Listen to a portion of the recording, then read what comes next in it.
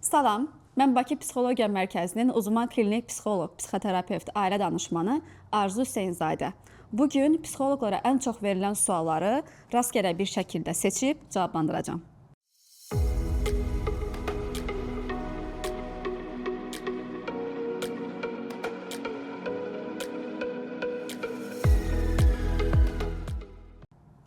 Deməli, baxaq.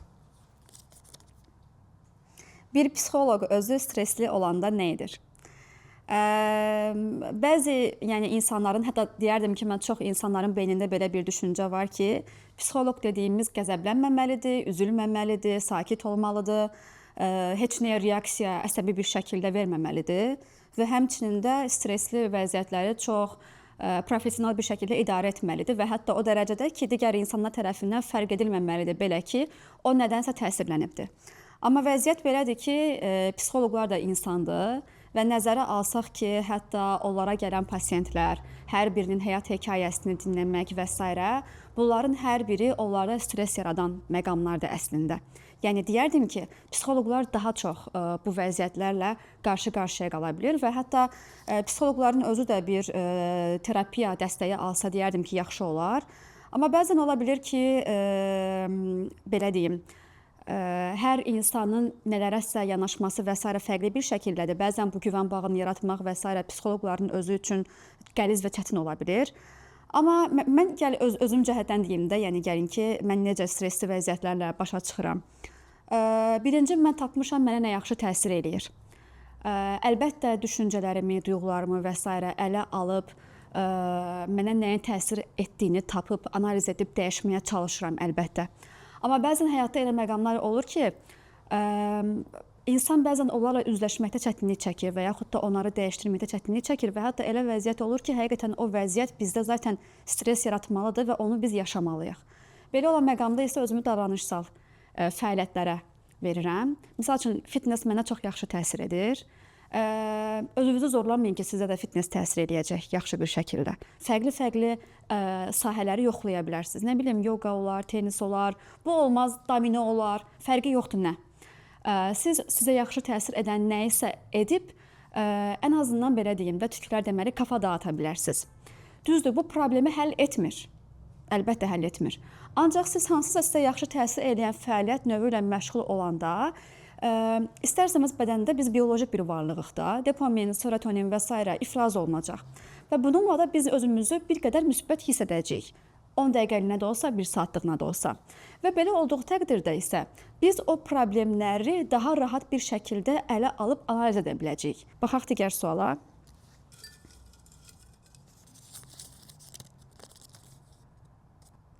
Psixoloqlar pasiyentlərə dərman yaza bilərlər.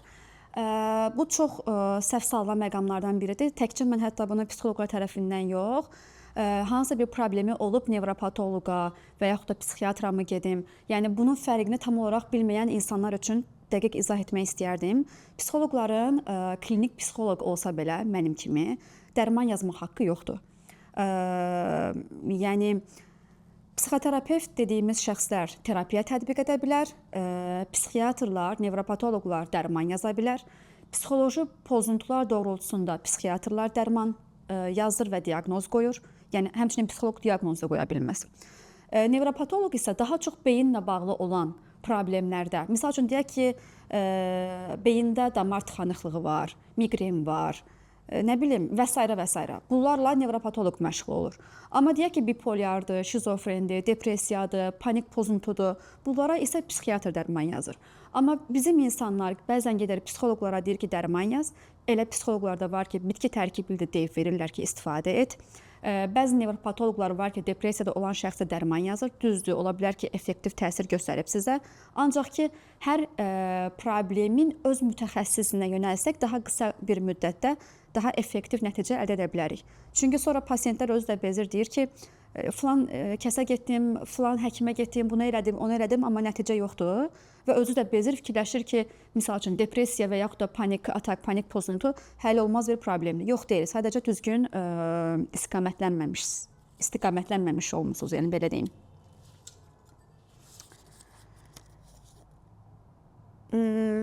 Toksik münasibəti necə tanıya bilərik? Ə, Maraqlı sualdır. Qız və yaxud da oğlan münasibətə girir. Məsəl üçün qız oğlanı və yaxud da oğlan qızı hansısa bir şəkildə bəyənir. Çox vaxt da bu oğlanların qızı bəyənmək cəhətdən deyim. Çox enerjikdir, nə bilim, həyat doludur və s. və s. Amma münasibətə başlayandan sonra şəxs onun olduğu halı ilə qəbul etməkdə çətinlik çəkir və onu dəyişdirməyə çalışır. Qız da artıq bir qədər oğlana bağlanmış olduğu üçün və sevdiyi üçün özünü dəyişdirməyə razı olur. Nə qədər özünə qarşı özgüvənli bir xanım olsa belə, yenə də necəsə özü də bilmədən özünü dəyişir. Və nə olur, o insan özü ola bilmir də. Enerjisi solur, nə bilim, geyim stili belə, makyajı belə və s. hər şey dəyişməyə başlayır. Sonra da oğlan axı onun o enerjik və dolu-dolu olan halını bəyənmişdi və baxır ki, qarşısında fərqli bir insan var. Və yavaş-yavaş gözü kaymağa başlayır başqa tərəflərə. Bu münasibət artıq xanımın kişidən maraq gözləməsi, ilgi gözləməsi, kişinin isə məni bezdirdin deməsi, çox qısqanırsan deməsi və s. Misal üçün, baxın, bunun özü kökdən davamına qədər dedim ki, necə davam eləyir. Bu bir toksik münasibətdir əslində. Yəni, ayrıl barışlı olan münasibət, daim tez-tez küsüb barışmaqlı olan münasibətlər, əgər siz həyat fəaliyyətinizdə normal bir şəkildə davam etməkdə çətinlik çəkirsinizsə, daim o şəxs beyninizdə dolanıb durursa, yəni bu əslində sağlam olmayan bir münasibəti göstərir. Ümidvaram ki, geniş və açıq cavab oldu, amma çox dərin mövzudur ümumiyyətlə bu münasibətlərlə bağlı olan suallar. Psixoloqa müraciət etmək üçün probleminin olması mütləqdir, yoxsa adi vaxtlarda da getmək olar? Ümumiyyətlə bizim insanlarda belə bir şey var ki, istəyir psixoloji, istəyir fizioloji problemlər. Ən pikində gedirlər, ən pik nöqtəsində, ən zirvə hissəsində gedirlər. Ki, misal üçün, dözülməz olmalıdır ki, o ağrı, çox dözümlü xalqıq da, belə deyərdim. Dözülməz olmalıdır ki, o zaman müraciət etsin.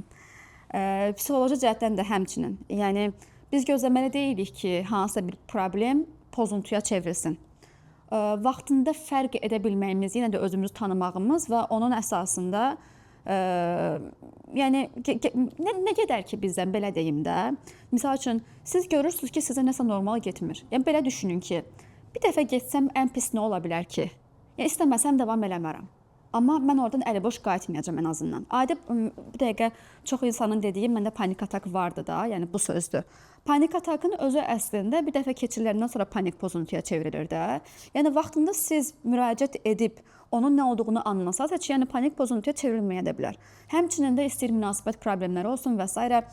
Olur ailədə hansısa bir problem, vaxtında həll olmur və hər sonraki problem gəlir üstünə, yığılan bütün problemlər bir partlayışa çevrilə bilir. Amma halbuki vaxtında addım-addım çözümləyib gəlsək, heç sonrasında o xırda-xırda problemlər böyük bir xaotik vəziyyətə çevrilməz. Biraz qarışdıraq. Bir seansla tam nəticə əldə etmək mümkündür. Qəti bir şəkildə mümkün deyil. Bu vədləri sizə verən şəxslərə inanmayın. Belə bir şeyin olması heç mümkün deyil. Yəni, plasebo etkisi olaraq mümkün ola bilər. Yəni, siz beyninizdə tutarsınız ki, gedirəm psixoloqun yanına mənə yaxşı təsir eləyəcək.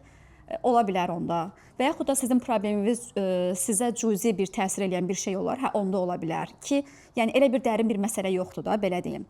Ancaq normalda terapiya seansları 1-3 görüşmə arasında dəyərləndirmə görüşməsi səviyyəsində irəliləyir. Yəni, sizin həyat hekayəniz, probleminizin hardan başladığı, necə davam elədiyi və s. bunlar alınır və sonrasında artıq terapiya hissəsinə keçid edilir. Yəni, bir seansda bunu gözləməyin. Yenə də deyirəm, probleminizin nə olduğuna, sizin necə reaksiya göstərdiyinizə və s. bağlı ola bilər. Ancaq ki, yəni, belə düşünün də, sizə bir dərman müalicəsi belə yazılanda içində 30 tablet olur. Bir tablet için və sağalın. Belə düşünün, mümkündür bu? Yox.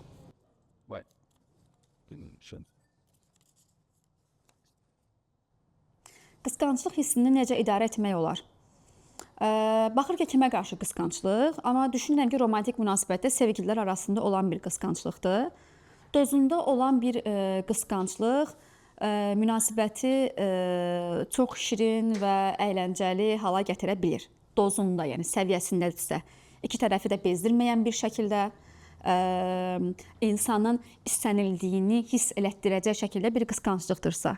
Amma yox, bu qısqanclıq sizin həyatınızı dəyişdirəcək dərəcədədirsə, həyatınız misal üçün çox izolə bir şəklə dönüşməyə başlayırsa, həyatınız sadəcə o sevgilinizdən ibarət olmağa başlayıbsa, çox tədric olunubsa və yaxud da özünüzü sübut etmək üçün hər dəqiqə hansısa bir şəkli, videonu göndərmək məcburiyyətində qalırsınızsa, bu normal deyil.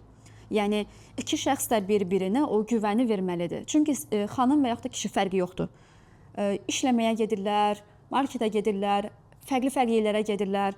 Yəni, düşünün ki, hər dəqiqə görəsən hardadır, görəsən neyniyir, görəsən filan kəs, nə bilim, kassir qız ona pulu verəndə ona qaş göz eləmədi ki.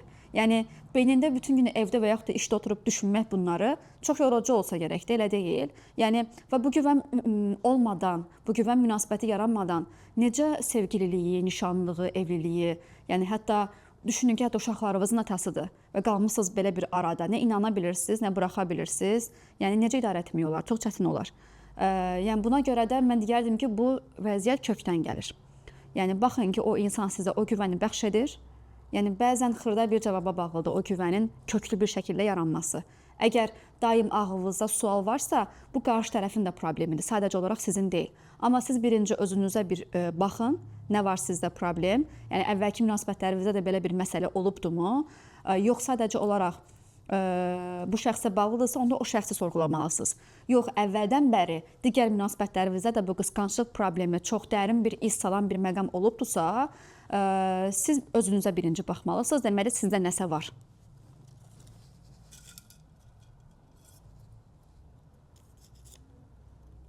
Uğursuzluq insanın psixologiyasına necə təsir edir? Baxır ki, uğursuzluğu kim necə qəbul edir? Bəzi insanlar var ki, bir uğursuzluq yaşayır və bunu kognitiv təhrifə çevirə bilir. Nə deməkdir bu? Misal üçün, bir uğursuzluq yaşayır və başlayır bunu həyatının hər bir sahəsinə aid eləməyə ki, mən onsuz da uğursuz insanam, misal üçün də. Yəni, başlayır buna inanmağa artıq. Əgər insan belə qəbul etsə, bu ona depressiyaya, tükənmişliyə qədər gedib çıxa bilər. Amma sağlam insan uğursuzluqdan necə uğur əldə edə biləcəyini kəşf edər, belə deyərdim. Misal üçün, burada mən bunu etdim, tamam, bunu uğursuzluq edən şey nədir? Çünki, misal üçün, mən filan işə bu qədər pul qoydum və batdım da, yəni əldə edə bilmədim nəticəni. Baxmaq lazımdır ki, mən bunu necə oldu ki, istədiyim nəticəyə çata bilmədim. Çünki digər insanlarla, işi bilənlərlə məsləhətləşmədim, məsələ üçün. Və oradakı qüsuru tapıb, yanlış addımı tapıb, düzəltməyə çalışmaq bizi tam tərsi, uğursuzluqdan sonra böyük bir uğura apara bilər. Hansı ki, çox böyük uğurlar əldə etmiş və çox, nə bilim, milyonerlər, milyarderlər, onların keçmiş həyat hekayələrinə baxsaq, böyük uğursuzluqlardan gəlib əslində.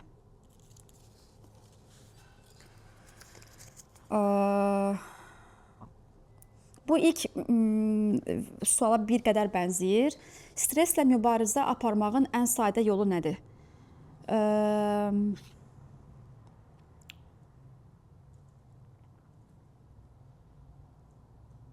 Sadə yol deyilən bir şey, yəni yenə də belə deyim, insanın özünü tanıması. Kökündə bu gəlir. İnsan özünü tanıya bilsə, biləcək ki, onda nə stres yaradır. Bir də burada əslində bu sual iki tərəfli bir sualdır. Biri var ki, qısa müddətli stres. Yəni, anlıq hansısa bir şeyin stres yaratmağı. Misal üçün, imtahan verəcəksiniz onun. Nə bilim, ya evlənəcəksiniz onun stresi. Çünki biz bilirik ki, istəyir, xoş istəyir, mənfi şeylər bizə stres yarada bilər.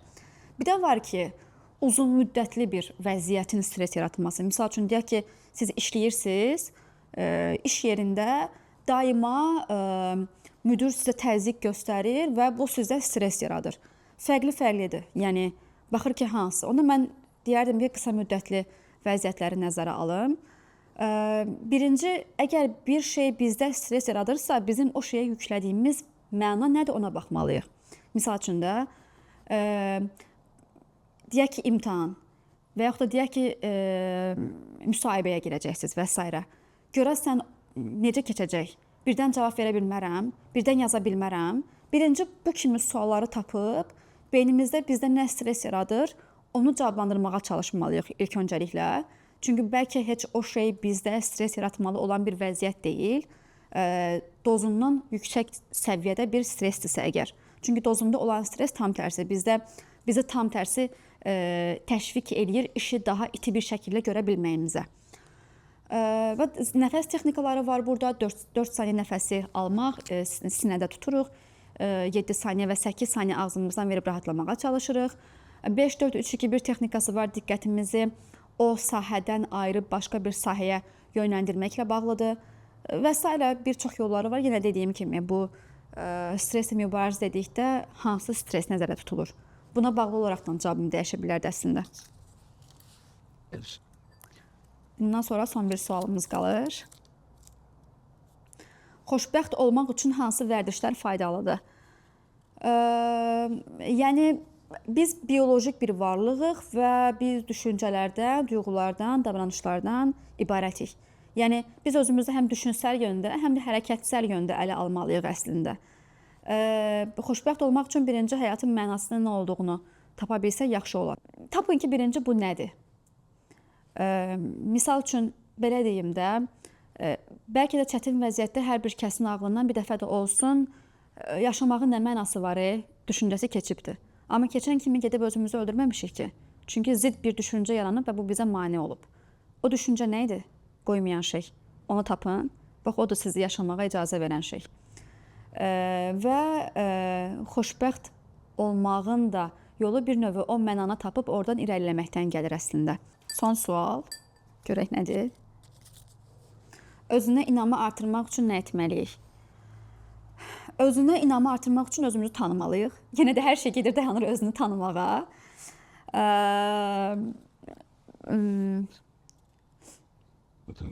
Belə deyim, insan özünü tanıyanda səhv də etsə, düz də etsə, niyə elədiyini bilir. Niyə elədiyini biləndə onu kimsə eleşdirəndə belə orada inamı itmir və yaxud da məyus olmur ki, bunu da bacarmadım. Tam tərsi, o tərəfə qarşı dik bir şəkildə özünü müdafiə edə bilir ki, mən bilirəm nə eləmişəm, filan yerdə bu olmuşdu, ona görə bunu elədim, nəticələrini bilirəm, dəyişməyi necə lazımdır, edəcəm və s. Yəni, özünüzü tanıyın, duyğularınızı tanıyın və nəyi niyə etdiyinizi bilin. Yəni, özünə inam buradan artacaq zaten. Ümidvaram ki, suallar açıqlayıcı oldu. Digər görüşlərdə sizdən gözləyəcəm sualları cavablandıra bilmək üçün. Sağ olun, özünüzə yaxşı baxın.